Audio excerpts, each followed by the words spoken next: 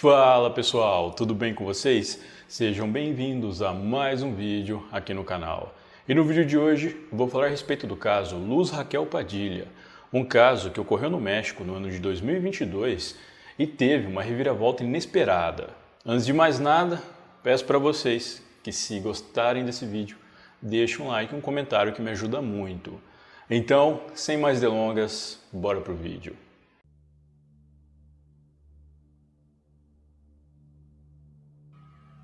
Luz Raquel Padilha tinha 35 anos na época dos fatos e morava juntamente com seu filho Bruno Padilha, de 11 anos, na cidade de Zapopan.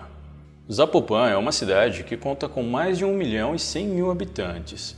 Ela é considerada uma das cidades mais populosas do México e está localizada no estado de Jalisco. Luz Raquel se dedicava 100% em cuidar do filho, que tem o diagnóstico de autismo grave e epilepsia refratária de difícil controle.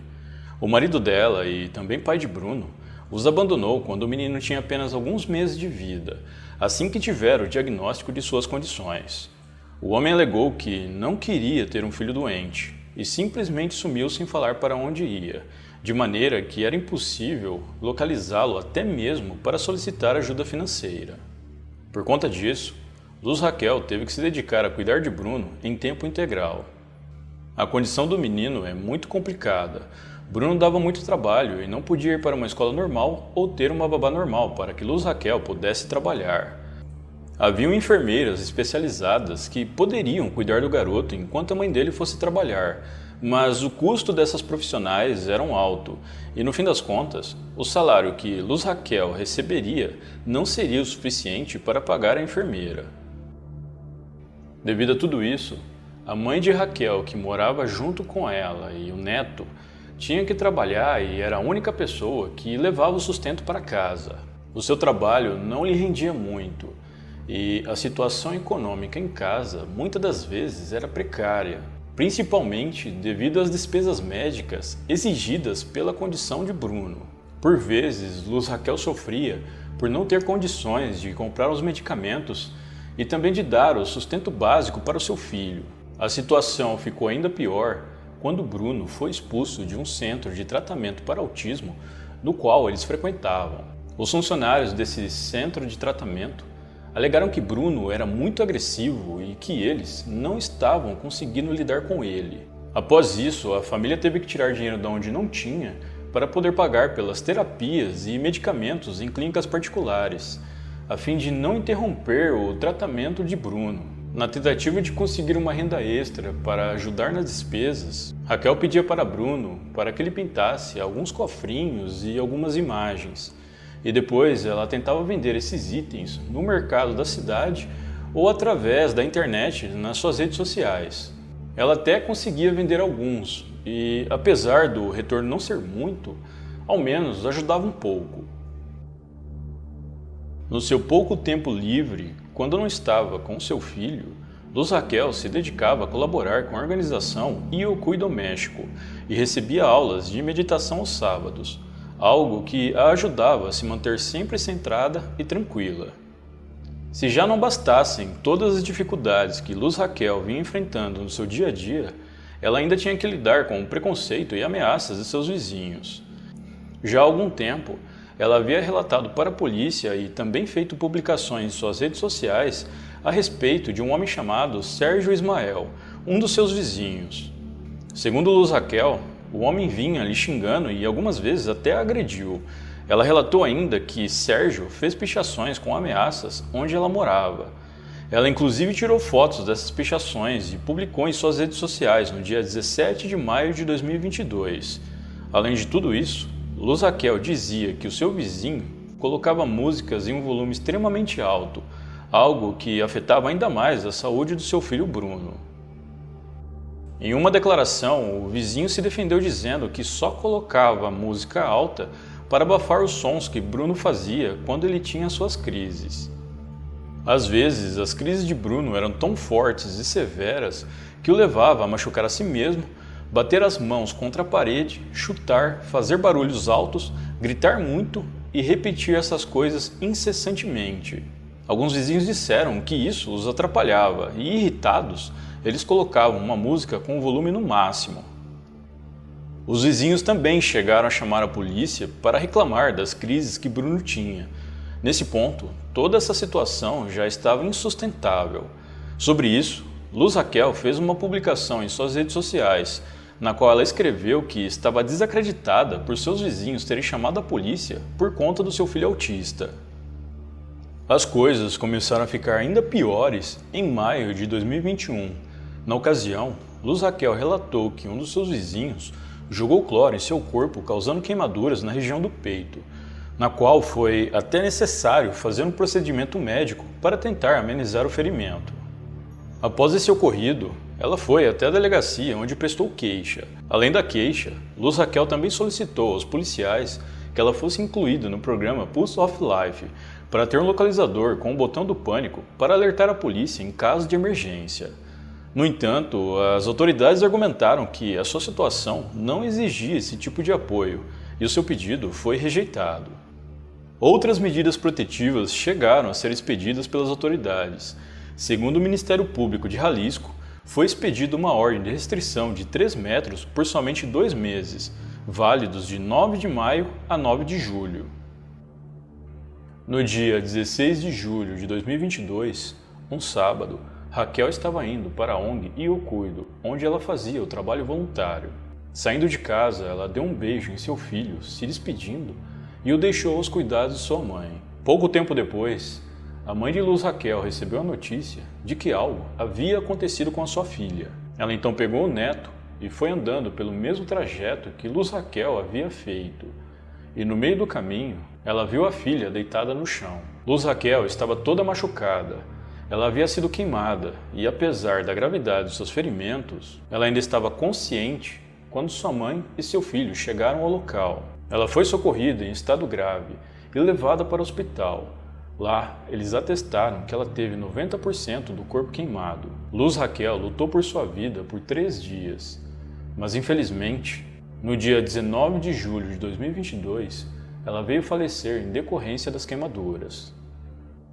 O fato causou grande impacto e indignação no México, não só por sua brutalidade, mas também por ela ter relatado anteriormente à polícia e em suas próprias redes sociais as inúmeras ameaças e agressões que vinha sofrendo ao longo dos últimos anos. Toda a sociedade ficou indignada, pois o que ela mais temia aconteceu, mesmo tendo pedido ajuda diversas vezes às autoridades que não levaram seu caso a sério.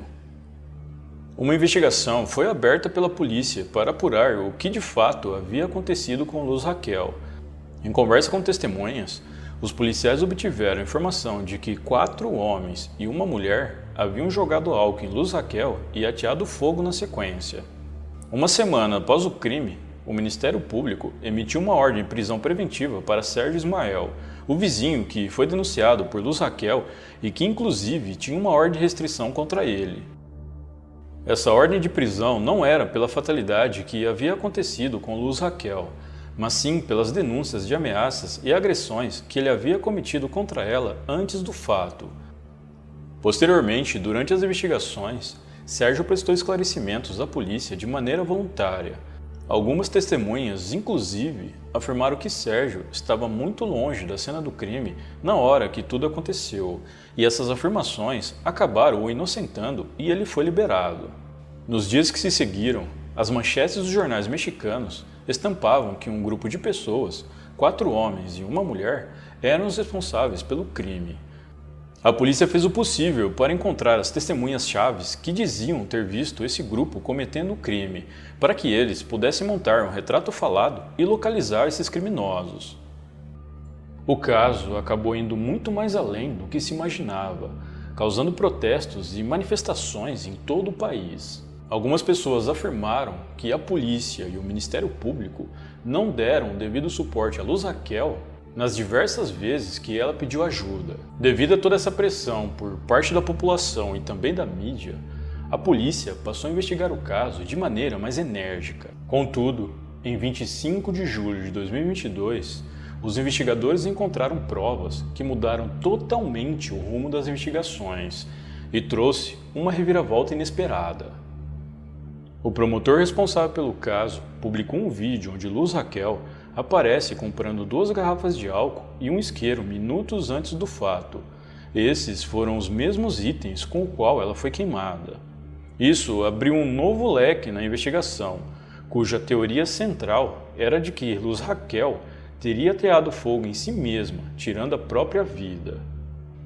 Essa nova linha de investigação ganhou ainda mais força depois que não foram encontradas provas de que outras pessoas estavam envolvidas e que até mesmo o principal suspeito no início das investigações, o vizinho Sérgio Ismael, estaria muito longe da cena do crime na hora do ocorrido. Um dos paramédicos que atendeu Luz Raquel quando ela foi socorrida alegou que chegou a conversar com ela e ela teria indicado que ela mesma tinha feito aquilo a si mesma e não citou ter sofrido nenhuma agressão e nenhum nome de alguém supostamente envolvido. Com isso, a polícia decidiu investigar a vítima mais a fundo para saber se de fato ela realmente tinha feito aquilo a si mesma. Os policiais tiveram acesso a um vídeo datado de 28 de junho, no qual mostra Luz Raquel do lado de fora de sua casa ateando fogo na porta da frente. Em um outro vídeo que os policiais também tiveram acesso, é possível ver Luz Raquel virando as câmeras de segurança da frente do local em que ela morava para outro lado, e minutos depois foram feitas as fotos e as postagens nas redes sociais referente às mensagens pichadas nas paredes. Nesse ponto, a polícia passou a desconfiar que ela mesma tenha feito essas pichações e depois acusado seus vizinhos. Em um outro vídeo feito pela câmera de segurança de uma casa vizinha, foi possível ver Luz Raquel fazendo algumas dessas pichações em outros muros, e isso confirmou as suspeitas da polícia sobre ela. Essas imagens passaram a circular em redes sociais e também foram transmitidas em programas de televisão para mostrar os avanços das investigações e acalmar a população que acreditava que as pessoas responsáveis pelo que aconteceu a Luz Raquel ainda estavam soltas. Mas se por um lado a população ficou mais calma, por outro, eles ficaram incrédulos. Ninguém jamais imaginaria que Luz Raquel teria coragem de montar toda aquela história e depois ainda atear fogo em si mesma. Sobre as pessoas que foram vistas por testemunhas ao redor de Luz Raquel enquanto ela pegava fogo, que eram 4 homens e uma mulher, a polícia descobriu que, na verdade, eles estavam tentando ajudar a vítima.